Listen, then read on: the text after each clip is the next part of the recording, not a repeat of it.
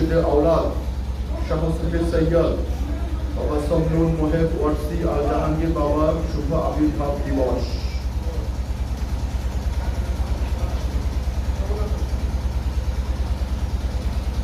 এই দিবসটিকে ঘিরে ফকিরনী দরবার শরীফে ওরস মোবারক উদযাপিত হচ্ছে।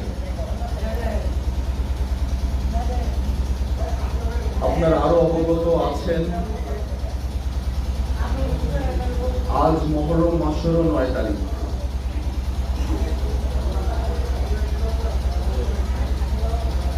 প্রতিটি ক্যালেন্ডারের বছরের শুরুর যেই মাস এবং বছরের শুরুর মাসের প্রথম দিনটি, পহেলা দিনটি খুব আনন্দের সাথে ধুমধাম করে উদযাপন করা হয়। কিন্তু আমাদের মুসলিম উম্মার যে হিজরি ক্যালেন্ডার, আরবি মাসের ক্যালেন্ডার, সেই ক্যালেন্ডারের প্রথম মাসটি হচ্ছে মুহররম মাস,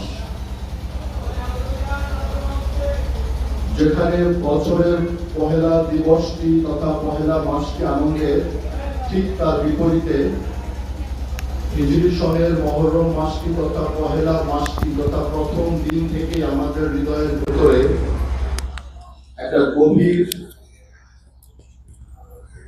ক্ষত এবং মাতম এবং শোক তৈরি হয়। কারণ হিজরি 610 সালের এই 10ই মুহররম তারিখে মাওলা মুহাম্মদ মুস্তাফা সাল্লাল্লাহু আলাইহি ওয়াসাল্লামের রুহানিয়াত এবং জিসমিয়াত আওলাদ, মহানবীর সন্তান তুল্য, জান্নাতের যুবকদের সর্দার মাওলা ইমাম হুসাইন আলামকোনা আলাইহিস সালাতু ওয়াস সালাম সহ উনার 72 জন আওলাদ শাহাদাত বরণ করেছেন।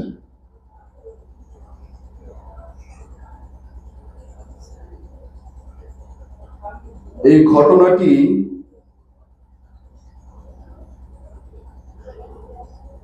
কেন ঘটেছিল, কি তার তাৎপর্য, সেই বিষয়গুলো নিয়ে চুলচেরা বিশ্লেষণ হয় না বললেই চলে। বর্তমানে পৃথিবীতে ওহাবিজম, গোলাবি ওহাবিজম, সালাফিজমের ব্যাপক প্রচার এবং প্রসারণার কারণে এই 10ই মুহররমের কারবালার রণপ্রান্তরে ইমাম হুসাইন আলামকোনার যে আত্মত্যাগ বা শাহাদাত, এর তাৎপর্যটি হারিয়ে যেতে শুরু করেছে। অলরেডি অনেকখানি হারিয়ে গিয়েছে। এই ইমাম হুসাইনের এই শাহাদাত এবং আত্মত্যাগকে মনে প্রাণে স্মরণ করে আছেন একমাত্র সুফি সাধক, অলি, দরবেশ, গাউস, কুতুব, আবদাল, আরিফেরা। সুফি সাধক, অলি, দরবেশ, গাউস, কুতুব, আবদাল, আরিফ ছাড়া ইমাম হুসাইন পাকের সত্যিকারের প্রেম এবং ইমাম হুসাইন পাকের আদর্শকে ধারণ করার যে সৎ সাহস, সেটা আমরা আর কারোর মধ্যে খুঁজে পাই না। তবে সম্মানিত শ্রদ্ধেয় শিয়া ভাইরা কিছুটা এটাকে এখনো ধরে নিয়ে আছে, তাদেরকেও ধন্যবাদ জ্ঞাপন করতে চাই। আমি শুরুতেই একটি কালাম পাঠ করেছিলাম, আপনারা ইতোমধ্যে সকলেই শুনেছেন। এই কালামটি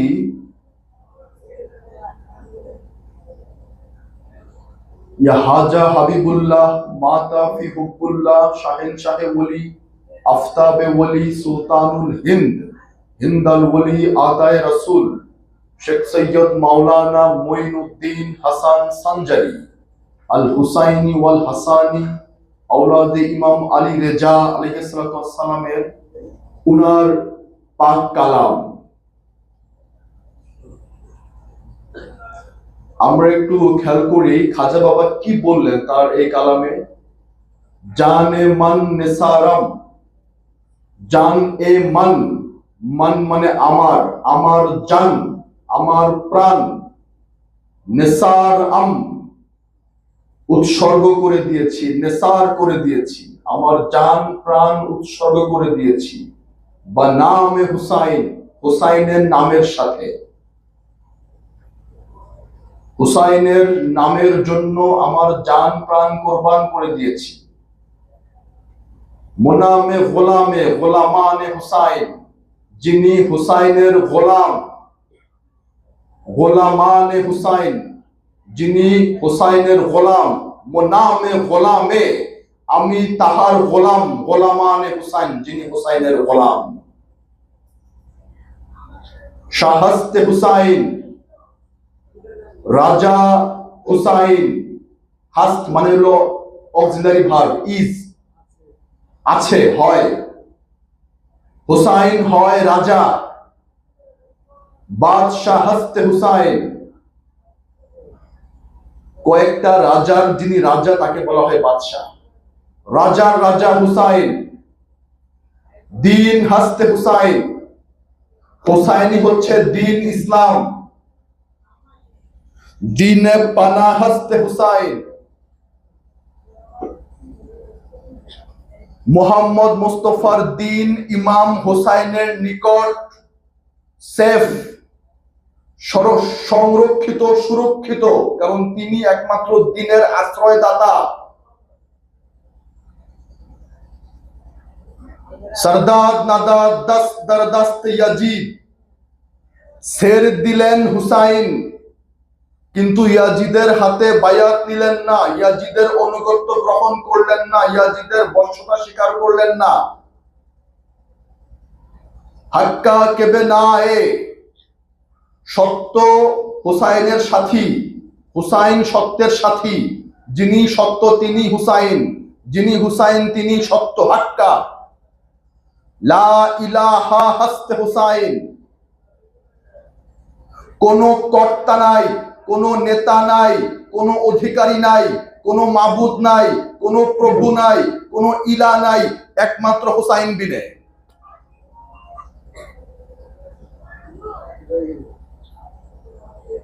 হুসাইন বিনে আমার এই দেহ মনে আর কোনো সত্তাই নাই, আর কোনো ইলাই নাই, আর কোনো চিন্তাই নেই, আর কোনো চেতনাই নাই।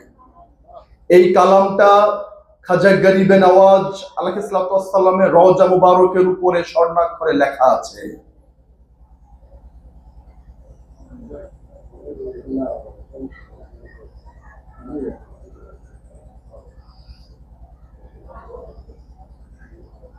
প্রশ্ন হচ্ছে, খাজা গরিবে নওয়াজ ইমাম হুসাইন পাকের মর্তবা অনুধাবন করতে পেরেছিলেন, অনুধাবন করেছেন, কিন্তু উনি তো হুসাইনি ওয়াল হাসানি, ইমাম আলী রাজার ডাইরেক্ট বংশধর। ইমাম আলী রাজার ডাইরেক্ট বংশধর খাজা গরিবে নওয়াজ, একেবারে জিসমিয়াত সহ, রুহানিয়াত এবং জিসমিয়াত। খাজা গরিবে নওয়াজ রুহানিয়াত এবং জিসমিয়াত আওলাদ হয়েও তিনি আবার ফের কেন গুরু ধরলেন? উনার পীরের নাম খাজা উসমান হারুনি চিশতি। তিনি তো ইমাম হুসাইন আলামপনার কাছে বায়াত নেন নাই। জাগতিকভাবে খাজা গরিবে নওয়াজ ইমাম হুসাইন আলামপনার কাছে বায়াত নেন নাই। উনি বায়াত নিয়েছেন খাজা উসমান হারুনি চিশতির হাতে, এবং উনার দেখানো পথে ধ্যান সাধনা গোলামি করেছেন পীরের। এখন খাজা উসমান হারুনি চিশতির দেখানো পথে যখন উনি ধ্যান সাধনা, মোরাকাবা, মুশাহেদা বা গুরুর গোলামি করতে লাগলেন, তখন একটা পর্যায়ে তিনি বুঝতে পারলেন, না না না, ইমাম হুসাইন আলামপনার আমার গুরুর মাঝেই সমাসীন। ইমাম হুসাইন পাক কোন একটা নির্দিষ্ট দেহের মাঝে সীমাবদ্ধ নন, যে এটাই খাজা গরিবে নওয়াজ প্রমাণ করে দিলেন।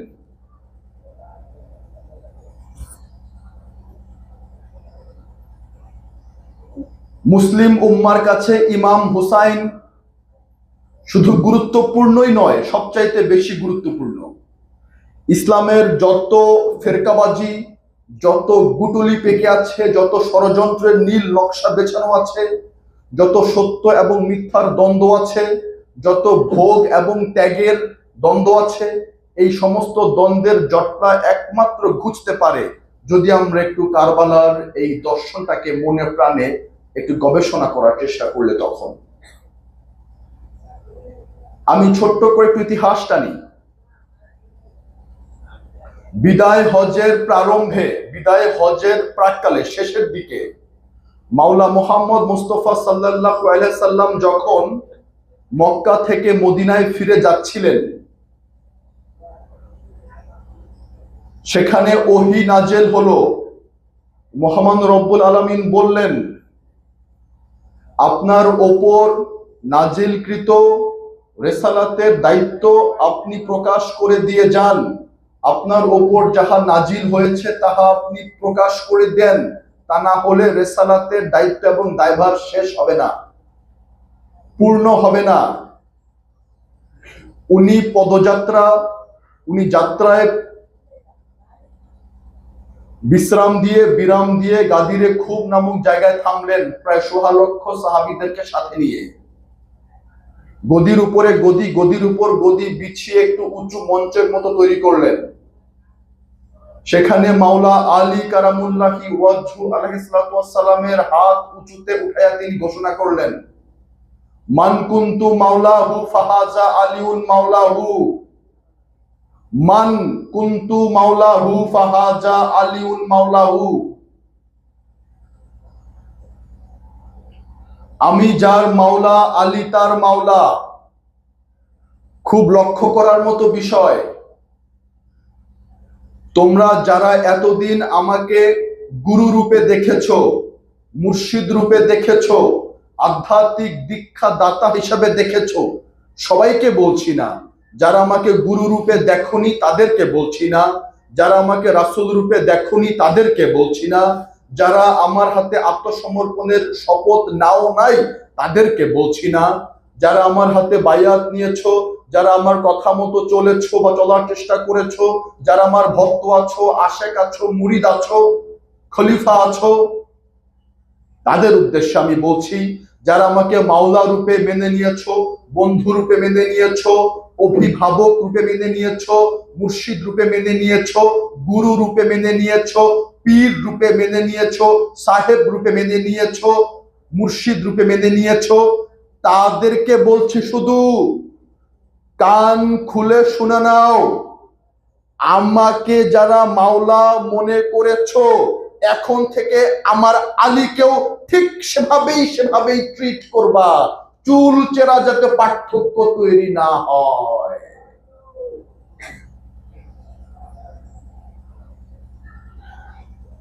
সেম অ্যাডজেক্টিভ, সেম বিশেষণ মাওলা। ইমাম আলী আলাইহিস সালামের নামের আগে যা, মাওলা মুহাম্মদ মুস্তাফা নামের আগেই তা, মাওলা। উনি আরো বলতে লাগলেন, যারা আলীর সাথে শত্রুতা করে তারা আমার সাথে শত্রুতা করলো বলে ধরে নিতে হবে, আর যারা আমার সাথে শত্রুতা করলো তারা তো আল্লাহ পাকের সাথে শত্রুতা করলো। যারা আলীর সাথে বন্ধুত্বের সম্পর্ক স্থাপন করে তারা আমার সাথেও বন্ধুত্বের সম্পর্ক স্থাপন করলো, এবং তাদের জন্য আল্লাহ পাক বন্ধুরূপে পরিচিতি পাবেন। যারা আলীকে কষ্ট দেয় তারা আমাকেই কষ্ট দিল, যারা আলীর বিরুদ্ধে অস্ত্র ধারণ করলো তারা আমার বিরুদ্ধে অস্ত্র ধারণ করলো, আর আমার বিরুদ্ধে অস্ত্র ধারণ করলেই আল্লাহ পাকের বিরুদ্ধেও অস্ত্র ধারণ করা হয়ে গেল। বিকজ আমি কোনো জনগণের ভোটে নির্বাচিত হয়ে আসি নাই, আমি নির্বাচিত হয়েছি, মনোনীত হয়েছি রব্বুল আলামিনের পক্ষ থেকে। তাই আমি সাধারণদের মধ্যেও অসাধারণ।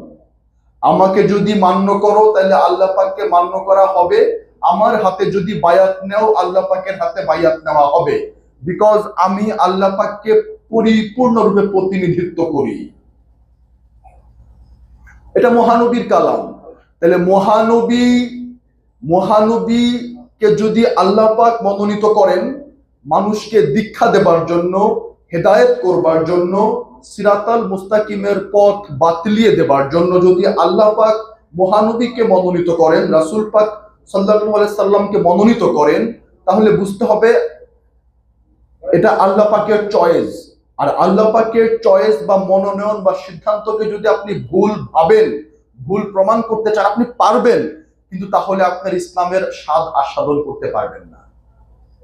আপনার সেই এখতিয়ার আছে ডিনাই করার মহানবীকে, আছে, আপনি করতে পারেন, কিন্তু তাহলে আপনার দ্বীন ইসলামকে আলিঙ্গন করতে পারলেন না। এতটুকু শুধু হবে আপনার কনসিকুয়েন্স, পরিণতি। এখন মাওলা মোহাম্মদ যদি মাওলা রূপে আবির্ভাবটা যদি মিথ্যা না হয়, যদি ভুল সিদ্ধান্ত না হয়, তাহলে মাওলা মুহাম্মদেরও সিদ্ধান্ত ভুল হইতে পারে না। কারণ মাওলা মুহাম্মদ নিজ থেকে একটি কথাও বলেন না, ওমা ইয়ান্তিকু আনিল হাওয়া। আমার হাবিব নিজের মন মর্জি মতো একটা কথাও বলেন নাই। নিজের ফিতরাত, নিজের রবের ফিতরাত থেকে বের হয়ে গিয়ে নিজের স্বাধীন ফিতরাত থেকে তিনি কোনো কথা বলেন নাই, নিজের প্রবৃত্তি থেকে কথা বলেন নাই। তার মানে উনার ভেতরে যতটুকুই প্রবৃত্তি আছে সবটুকুই রব্বুল আলামিনেরই প্রবৃত্তি, মানে উনার ভিতরে রব সমাসীন। তাই তিনি বললেন ওমা ইয়ান্তিকু আনিল হাওয়া, মানে আমি আলাদা হয়ে কেউ না, যতটুকুই আমাকে দেখছো ততটুকুই রবকেই দেখতেছো। তাই ওমা ইয়ান্তিকু আনিল হাওয়া, আমি আলাদা হয়ে কোনো কথা বলি না, যাহাই আমার মুখ দিয়ে বের হয় সেটাই রবের বাণী। এই কারণে কোরআন রাসূল পাকের বাণী, যাহা রাসূল পাকের বাণী তাহাই আল্লাহর বাণী, যাহাই আল্লাহর বাণী তাহাই রাসূল পাকের বাণী। আচ্ছা, তাহলে মাওলা মোহাম্মদ মুস্তাফা দেখলেন আমি তো এখন ওফাত গ্রহণ করব, আমি ওফাত গ্রহণের পর আমার স্থলে আরেকজনকে সম্যক সাকার গুরু রূপে দিয়ে যেতে হবে। এতদিন আমি যেভাবে যেভাবে পড়িয়েছি, যেভাবে যেভাবে ধ্যান সাধনার শিক্ষা দিয়েছি, যেভাবে যেভাবে আমার স্বভাব মানুষজন দেখেছে, আমার সাথে সঙ্গ করেছে, আমার সাথে মিশেছে, আমার আখলাক এবং গুণাবলী গুলোকে দেখেছে, আমার মহানবীর তো মৃত্যু নাই, নাউজুবিল্লাহি মিন জালিক, তিনি চিরস্থায়ী চিরঞ্জীব। তথাপিও সাধারণ মানুষদের জন্য এই সাকার মুর্শিদ এর প্রয়োজনীয়তা অনুভব করেই তিনি তার স্থলে একই কাজ করবার জন্য যেটা মহানবী করতেন।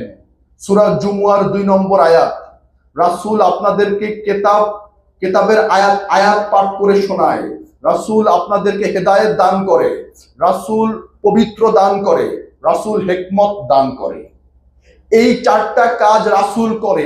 এখানে আল্লাহ পাকের নাম আসার দরকার ছিল, কিন্তু সূরা জুমুয়াতে আমরা রাসূলের নাম পাই।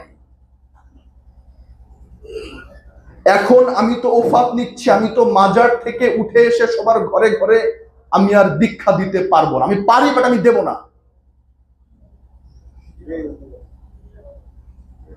এখন আমার স্থলে সেম একজন সত্তাকে দাঁড় করিয়ে দিয়ে যাব তোমাদের জন্য, কারণ আমি তোমাদেরকে ভালোবাসি। আমার ওফাতের পরে তোমরা তো সাকার কোনো গুরু পাবে না, কারণ ছাত্র সাকার, ছাত্রের দেহ আছে, গুরুরও দেহ থাকা বাঞ্ছনীয়, তা না হলে ক্লাসে লার্নিং হবে না।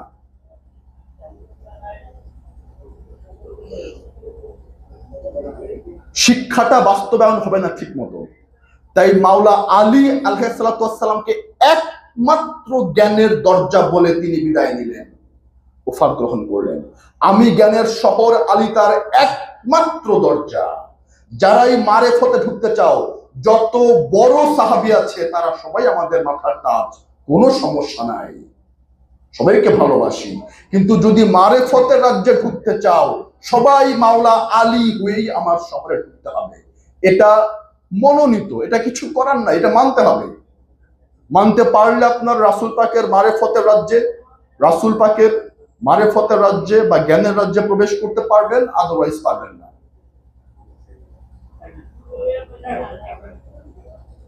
এবং এটা হচ্ছে কোরআনের সারমর্ম বা নির্যাস।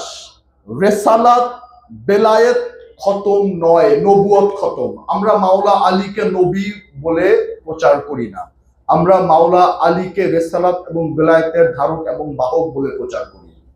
১৬ লক্ষ সাহাবী সেদিন মাওলা আলীর হাতে বাইয়াত গ্রহণ করেছিলেন এবং ওমর ফারুক তো বলেই ফেললেন, মারহাবা ইয়া আলী ইবনে আবু তালিব, মারহাবা, ধন্য তুমি। মাওলা মুহাম্মদ তাকে শুধরে দিয়ে বললেন, হে ওমরে ফারুক, তুমি তাকে বলো আমিরুল মুমিনিন।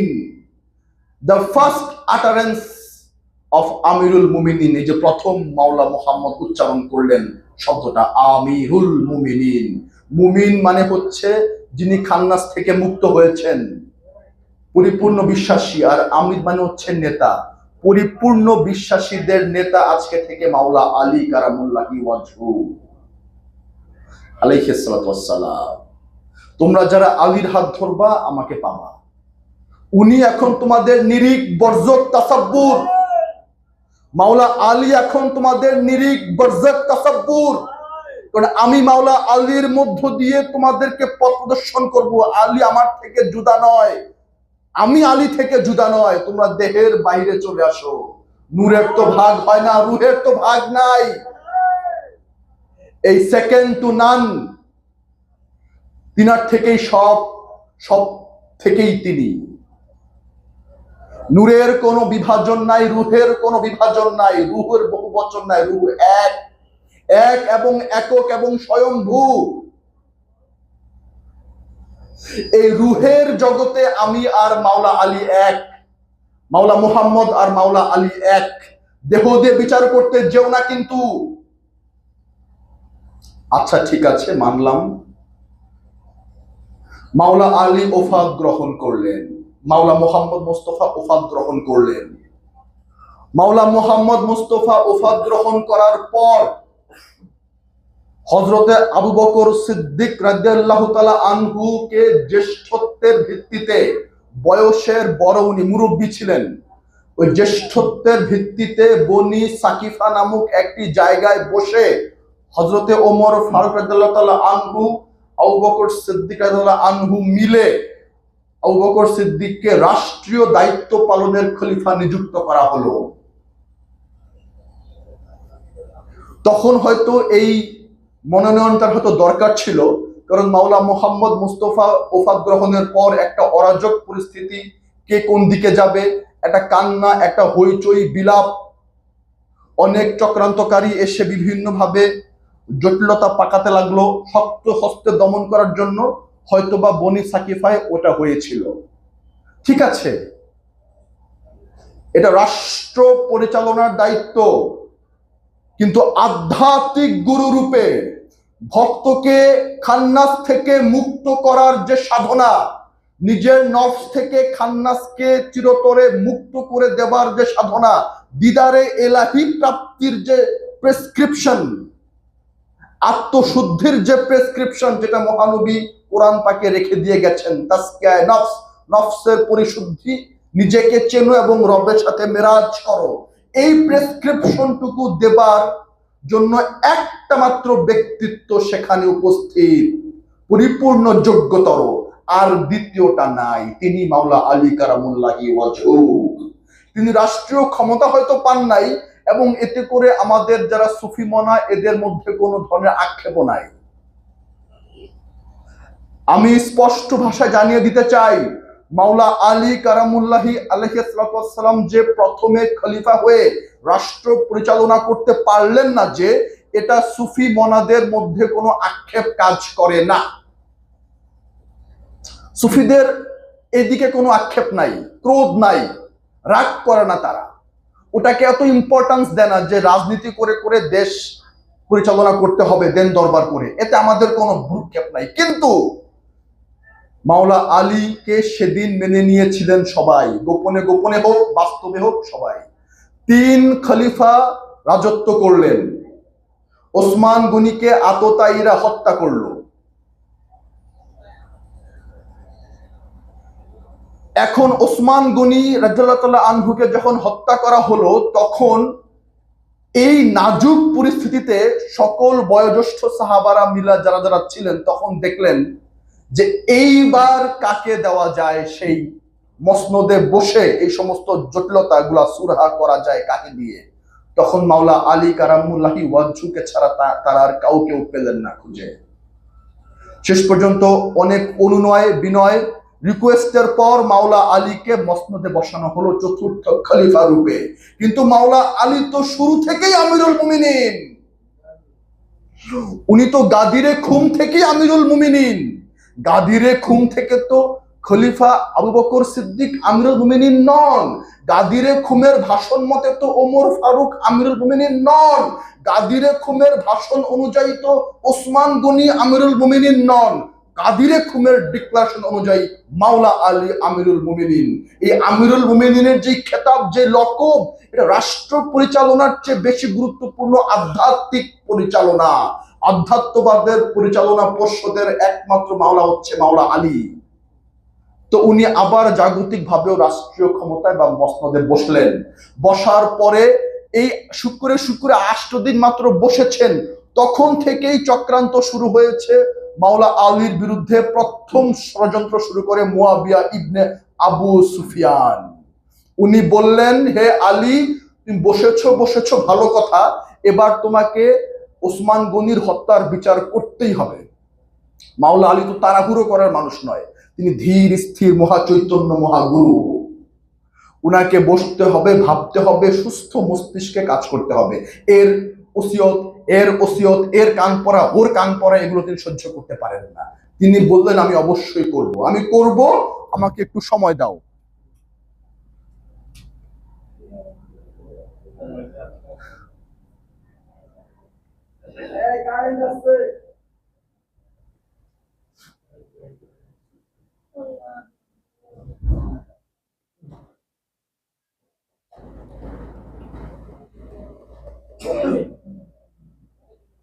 আমি বিচার করব, আমাকে একটু সময় দাও। মুয়াবিয়া সময় দিতে চাইলেন না, কারণ তিনি তখন সিরিয়ার গভর্নর, অনেক পাওয়ারফুল। উনাকে সিরিয়ার গভর্নর বানানো হয় হযরতে ওমর ফারুক রাদিয়াল্লাহু তাআলা আনহুর সময়। আর ওসমান গনির সময় তিনি ফুলে ফেপে আরো বেশি পাওয়ারফুল হয়ে ওঠেন। কারণ ওসমান গনি উমাইয়া বংশের, মুয়াবিয়া উমাইয়া বংশের। ওটা আমাদের ধর্তব্যের বিষয় নয়। বিভিন্ন কারণে মুয়াবিয়া ফুলে ফেপে বড় হয়ে উঠেছে। এখন উনি পাওয়ারফুল, একটা বিশাল বড় সৈন্য সামন্তের ব্যাটালিয়নের মালিক। চাপিয়ে দিল জঙ্গে জামালের যুদ্ধ।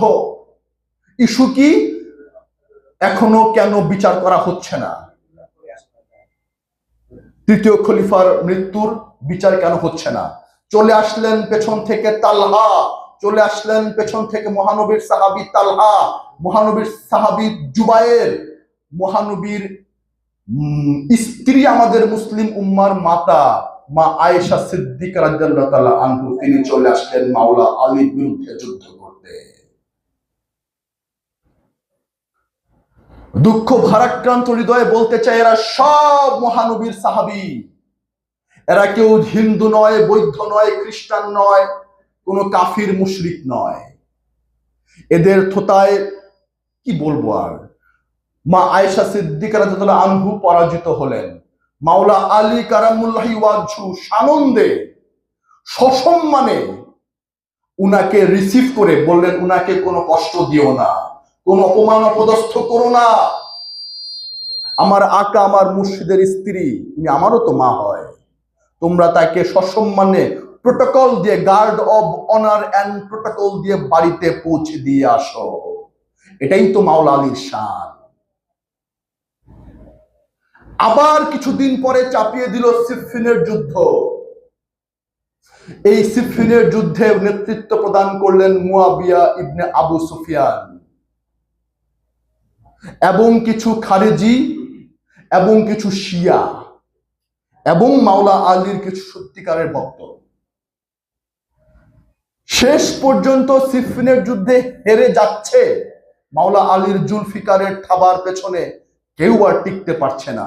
মুয়াবিয়া তো দেখলেন অবস্থা নাজুক, এখন হেরে গেলে আমি যে বাটপার, আমি যে 420, এটা তো প্রমাণ হয়ে যাবে।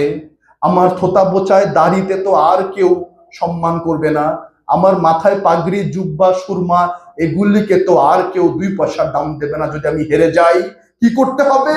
আমি যে মুমিন, আমি যে নামাজদার পরহেজগার, এটাকে বাঁচিয়ে রাখতে হবে। কি করলো? এই যে কোরআন তুললাম, ওহে যারা যুদ্ধ করতে আসছো, কোরআনের উপরে তো আর বড় কিছু নাই, তাই না? হ হ ও মাগো কোরআন তুলছে, কোরআন তুললাম, আসো কোরআন, হে আলী কোরআনের দোহাই দিলাম, যুদ্ধ থামাও, আসো আমরা কোরআনের আয়াত খুঁজা খুঁজা শান্তি স্থাপন করি।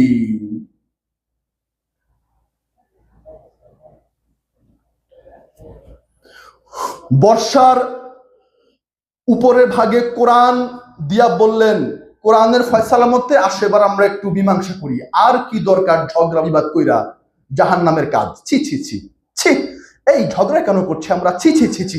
এই তখন বিবেক উদয় হইল আর কি, এই কোরআন দিয়া। মাওলা আলী বললেন ওটা ভণ্ডামি, ওই কোরআন সেটা উত্তোলন করেছে, হোক গ্রন্থ পবিত্র কোরআন, পবিত্র গ্রন্থ উত্তোলন করেছে নাপাক হাত, পবিত্র গ্রন্থ উত্তোলন করেছে পাপিষ্ঠ হৃদয়। পাপিষ্ঠ হৃদয়ের হাতে কোরআন থাকা না থাকা সমান, পাপিষ্ঠ হৃদয়ের হাতে কোরআন থাকা না থাকা সমান। তো ওই কোরআন দেখে তোমরা শান্তি স্থাপন করো না, ফাইট অ্যাট ওয়ান্স, সত্যের পক্ষে লড়ো, মিথ্যার বিরুদ্ধে লড়ো, ফাঁদে পা দিও না। তাই বাবা জাহাঙ্গীর বলেন আমি ভুল করতে পারি, ভণ্ডামি করি না। আর মুয়াবিয়া বলে আমি ভণ্ডামি করি কিন্তু ভুল করি না।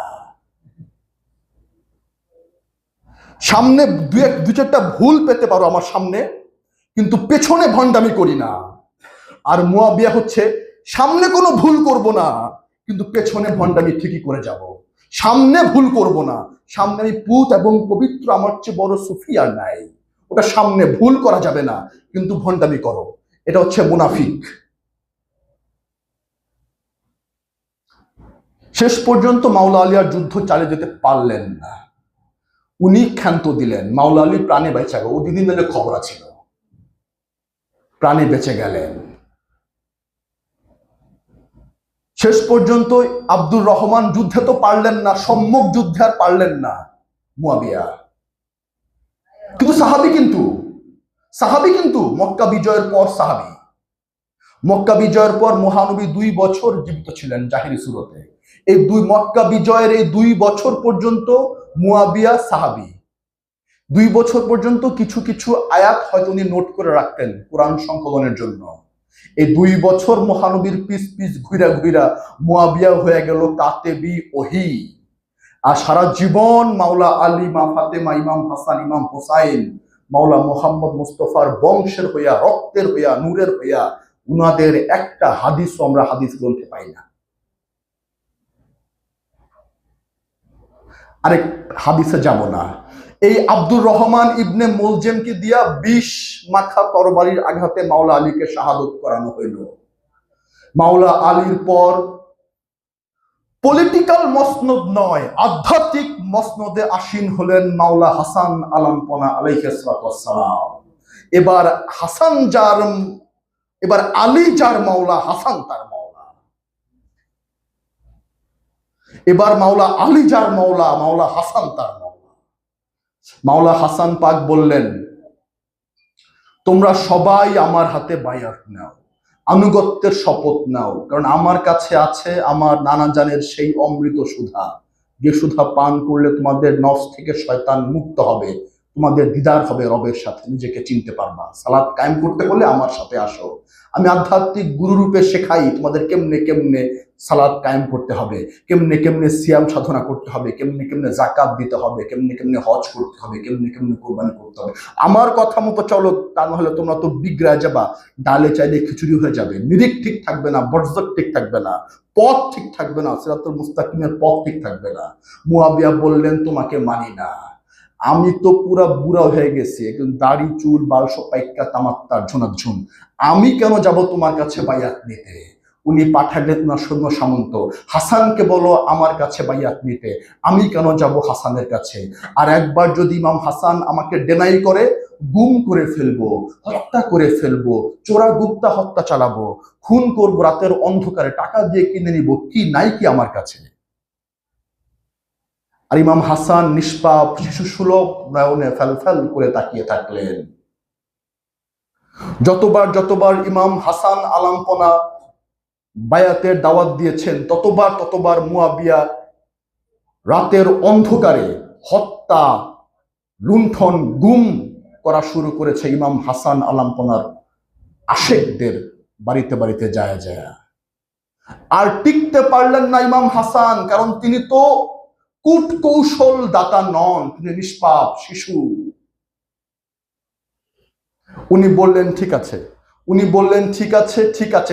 তোমার তো গদি চাই, নিয়ে নাও তোমার গদি, আমি সরে গেলাম, তোমার তো রাষ্ট্র নেতাই হওয়ার তোমার শখ, ঠিক আছে, আমি আমার আশেকদেরকে নিয়ে, যে কয়টারই আছে আশেকগুলা, যে কয়টা আশেকি আছে আমার, যারা আমার মরে প্রাণে ভালোবাসে, আমার দেখানো পথে চলতে চায়, যে কয়টাই পাই আমি, সেই কয়টাকে নিয়ে আমি খানকায় চলে গেলাম। আর তুমি রাজ সিংহাসন সামলাও, যা করার করো, তবে একটা সন্ধি করে যেতে হবে আমার সাথে, যে সন্ধিটা হচ্ছে একটা চুক্তি। এই চুক্তির বরখেলাপ তুমি করতে পারবা না। কি সেই চুক্তি? সেই চুক্তিকে বলা হয় ইতিহাসের পাতায় ইমাম হাসান মুয়াবিয়া চুক্তি। এই চুক্তিটা বাবা বেদম ওয়াটসিয়াল জাহাঙ্গীর ঘোষণা করেছেন।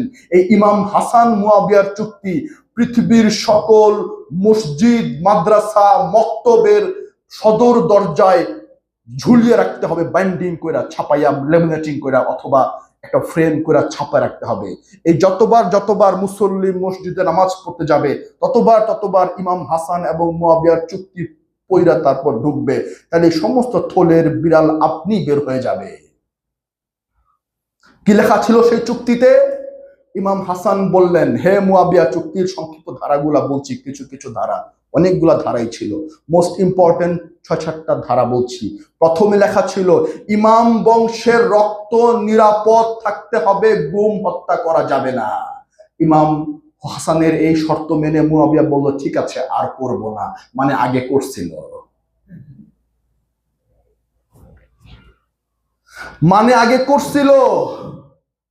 2 নম্বর ধারা, আমার পিতা ইমাম আলী আলামপনার বিরুদ্ধে মসজিদে গালিগালাজ বন্ধ করতে হবে। মুয়াবিয়া বললেন, আচ্ছা, করব না, মানে আগে করছিল, তাই তো বললো আর করব না। সিফিনের যুদ্ধে, জঙ্গে জামালের যুদ্ধে আমার পিতা এবং আমার ভাই এবং আমার পক্ষে যুদ্ধ প্রতিহত করতে যে যারা শহীদ হয়েছে, সেই পরিবারগুলোকে তোমার রাজকোষ থেকে 1000 দিরহাম অর্থ সাহায্য দিতে হবে। ঠিক আছে, দেব। তার মানে হ্যাঁ করে শহীদ করছিল। আমি যদি ওফাত গ্রহণ করি, তাহলে আমার স্থানে তো আমি আর নাই, জাগতিকভাবে আমার ছোট ভাই ইমাম হুসাইন আলামপনা আলাইহিসসালামকে তুমি দায়ভার দিয়ে যাবে। কি দায়ভার? মুসলিম উম্মাকে দেখাশোনার দায়ভার দিয়ে যাবে। আর তুমি যদি আগে মইরা যাও, তাহলে আমি হব, আমার পরে ইমাম হুসাইন হবে, আর আমি আগে চলে গেলে তোমার পরে হুসাইনকে দিয়ে যাবে। রাজি? কয় রাজি। কোনোভাবেই হে মুয়াবিয়া, তোমার পরে যাতে তোমার পুত্র না বসতে পারে। রাজি? কয় রাজি। এইভাবে উনার আংটি এবং মুয়াবিয়ার আংটি, 2টা সিলমোহর ওই চুক্তিতে ছাপাইয়া মাওলা ইমাম হাসান সিংহাসন ছেড়ে চলে গেলেন। আর উনি সিংহাসনে বসলেন, মাওলা হাসান খানকায় চলে গেলেন। মাওলা হাসান আলামপনাকে আর তো যুদ্ধে প্রতিহত করতে পারলেন না। মাওলা ইমাম হাসানের স্ত্রী জায়দাকে দিয়ে বিষ প্রয়োগ করে শাহাদত বরণ করিয়ে দিল মুয়াবিয়া। নিজে কিছু করেন না, উনি করান। নিজে কিছু করেন না, উনি করান। নিজে ফেরেশতা, কিন্তু গোপনে একটা কমান্ড দিয়ে সব কেচ্ছা খালাস করে দেন। এরাই হচ্ছে সেই জিনিস। নিজে একদম ফেরেশতা, একদম নূর, কিন্তু গোপন বৈঠকে রাত 12টার সময় ঘুমাবার আগে গোপন মিটিং এ একটা সই করে খালাস, আকাম ঘটায়। They're mastermind. They're very much mastermind of all criminalism. এরা মাঠে ময়দানে যুদ্ধ করে না, এরা মাঠে ময়দানে পকেট মারে না, চাকু মারে না, জবাই করে না, এরা মাস্টারমাইন্ড। এরা ভদ্র বেশে একটা গোল টেবিল বৈঠকে সিদ্ধান্ত দিয়ে আস্তে করে উঠে এসে আবার নামাজে চলে যায়। হাসতে হাসতে একটা কূটকৌশল চেলে হজ করতে চলে যায়, 10টা কোরবানি গরু হোতায় দেয়, কিন্তু একটা সিদ্ধান্ত দিয়ে তাদের ফাইটারদের বিরুদ্ধে ফাইটারদের দিয়ে এক্সিকিউট করায়। এই ইমাম হাসান যখন শহীদ হলেন, শাহাদাত বরণ করলেন, তখন ওই ওই ওই চুক্তি মতে তো ইমাম হুসাইনের আসবার পালা। এই ইমাম হুসাইনকে দিলেন না মুয়াবিয়া, উনি দিয়া গেল উনার মদ্যপান করা ছেলে, লম্পট মাতাল ছেলে ইয়াজিদ ইবনে মুয়াবিয়া ইবনে আবু সুফিয়ানকে খলিফায় বসায় দিয়া গেল এবং বলল, হে ইয়াজিদ, তুমি মাতাল লম্পট আমি জানি, কিন্তু কি করব, বাপের মন তো আর কি মন মানতে চায় না আর কি, রাইট? তুমি যে মাতাল আর লম্পট এ তো আমি জানি, কিন্তু কি করব, বাপের মন তো মানে না, তোমাকে এটাই দিয়ে গেলাম খেলাফত। তুমি কিন্তু সাবধান থাকো, তুমি কিন্তু 4 জনের কাছ থেকে সাবধান থাকো। এই 4 জন কিন্তু জাদ্রেলেরও জাদ্রেল। আমি একবারে বস মানাইতে পারলাম না, তুমিও মনে হয় বস মানাইতে পারবা না, কারণ তোমার চেয়ে আমি বড় ঘাগুমাল, তুমি আর কয়দিনের। তা আমি যেহেতু ফেল করছি, তুমিও মনে হয় ফেল করবা, কিন্তু মনে রেখো পারলেই মাইনাস করে দিও আর কি। কে কে? ইমাম হুসাইন ইবনে আবু তালিব আলাইহিস সালাতু ওয়াস সালাম, আব্দুল্লাহ ইবনে ওমর রাদিয়াল্লাহু তাআলা আনহু, জুবায়ের আব্দুল্লাহ ইবনে জুবায়ের রাদিয়াল্লাহু তাআলা আনহু, আব্দুর রহমান ইবনে আবু বকর রাদিয়াল্লাহু তাআলা আনহু। জুবায়েরের বেটা আব্দুল্লাহ, ওমর ফারুকের বেটা আব্দুল্লাহ, আবু বকরের বেটা আব্দুর রহমান, আর মাওলা আলী আলাইহিস সালামের রুহানিয়ত এবং জিসমিয়ত আওলাদ মাওলা হুসাইন পাক। এই 4 জন তোমাকে মানবে না, ঠিকই মানে নাই। এই প্রথম বিদ্রোহ করলেন ইয়াজিদ, যে হুসাইনকে বলো আমার কাছে বায়াত নিতে। শর্ত কি? যাতে হুসাইন চুপ থাকে, আমি যেমনে যেমনে করি হেমনে হেমনে খালি মানে। হুসাইন বললেন, আমার এক হাতে সূর্য এক হাতে চন্দ্র এনে দিলেও আমি ইয়াজিদের হাতে বশ্যতা স্বীকার করব না, বিকজ আমার রক্তে, আমার শিরায় শিরায়, ধমনীতে ধমনীতে আমার নানা মাওলা মুহাম্মদ মুস্তাফার খুন বইছে। সত্য কিভাবে মিথ্যার বিরুদ্ধে আত্মসমর্পণ করে, সত্য কিভাবে মিথ্যার সামনে আত্মসমর্পণ করে, সত্য কিভাবে মিথ্যার নিকট ঝুঁকে যায়, মাওলা মুহাম্মদের দর্শন কি করে ভোগের কাছে মিটে যায়, মাওলা মুহাম্মদের আধ্যাত্মিক চেতনা কি করে লম্পট এবং ভোগবাদী রাষ্ট্রের কাছে নত হয়ে যেতে পারে। আমার মাঝে তো আমার মাওলা মুহাম্মদ বিরাজিত, আমার মাঝে তো আমার মাওলা আলী বিরাজিত, আমি কি করে তাদেরকে ঝুঁকাই, আমার মুর্শিদকে আমি কি করে ঝুঁকাই এই লম্পটের কাছে বায়াত নিয়ে।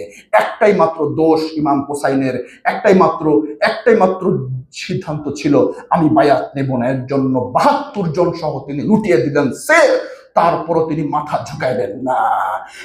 এই সত্যের জন্য তিলে তিলে সমস্ত কিছু লুটাইয়া দেওয়ার পরেও তিনি আপোষ করলেন না। একমাত্র শুধু বলতো, ঠিক আছে আমারে ছাইরা দে, আমার পরিবারটিরে ছাইরা দে, এই তো আমি তোর কাছে বায়াত নিলাম, ছাইরা দে আমরা জায়গা। এটা বললেই সব বেঁচে যায়। তিনি এটা করলেন না। কেন করলেন না? এর আধ্যাত্মিক তাৎপর্য নিয়ে আলোচনা করবেন শাহ সুফি আরেফ রাশেদ আহমেদ ওয়ারসি আল জাহাঙ্গীর। জয় গুরু, দয়াল বাবা জাহাঙ্গীর, দয়াল বাবা বেদম শাহ ওয়ারসি আল জাহাঙ্গীর।